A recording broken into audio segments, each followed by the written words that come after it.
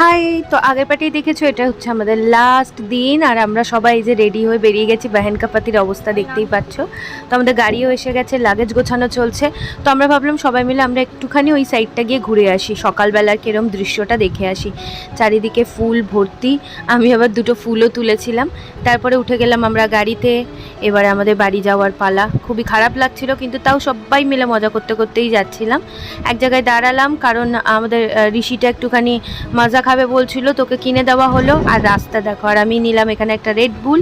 আর এখানে দেখো, ও ও খুব খুশি, ও গল্প করতে করতে বকবক করতে করতে যাচ্ছিল। তারপরে আমাদের দুপুরবেলা এক জায়গায় হল্ট করা হলো কারণ আমরা খাবো বলে। তো এটা ছিল অতিথি বলে একটা রেস্টুরেন্ট ছিল, নেপালি। তো ওখানে আমরা সবাই খেতে বসেছি।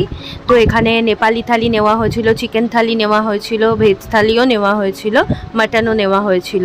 ঠিক আছে, তো আমি এই থালি নিয়ে খাবারের পরিপ্রেক্ষিতে একটা পুরো আলাদা ভিডিও তোমাদেরকে শেয়ার করব। কি কি দিয়েছে বলবো।